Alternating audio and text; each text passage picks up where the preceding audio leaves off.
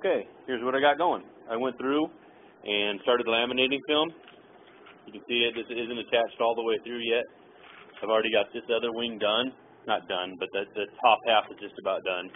We're doing little overlaps and a few things, you know, I'll do some release cuts and whatnot. I'm using my iron. I checked the temperature on a minute with the pyrometer. It was about 225, 230 is where it was. At least that's what it says in the pyrometer. Let's take a look real quick.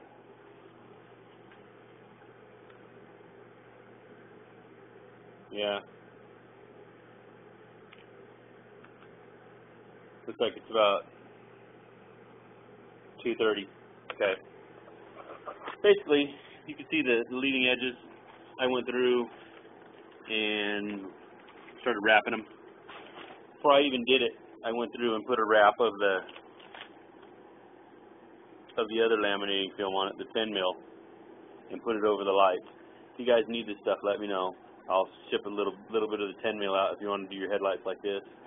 But basically, you can see where I did. I put a small piece, which was about that wide, and it was about that wide times 2 because it wraps all the way around the bottom. You can maybe see it here. See it? Looks like an aircraft light. But I go through and put that on the top, and then wrap it around the bottom.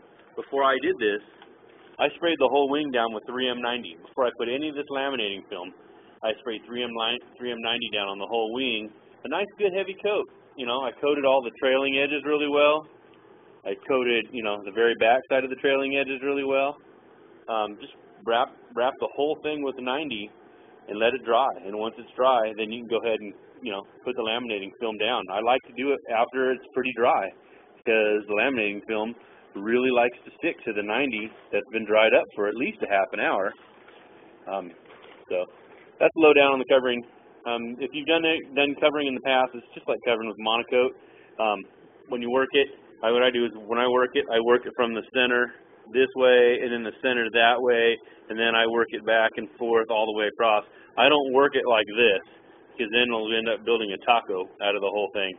And if you do get some, you know, trailing edge or leading edge ripples in it, you can always take those out by adding heat opposite on the other side, and then adding heat on the side that you're originally working on. And basically, when you work both sides a little bit and just pull it out, they'll come right out. So, especially on the fatter wings, you don't have to worry about it. It's only on the thin stuff that you have to worry about these problems. But there's a lowdown on the, you know, getting the lamination covered.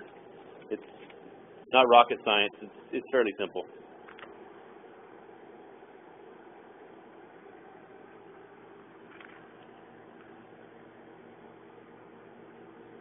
I use the thinner lam on the night flyers. The 3 mil works great.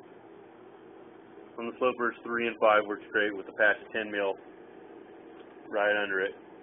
The nose, just to keep the impacts and stuff down and the damage down.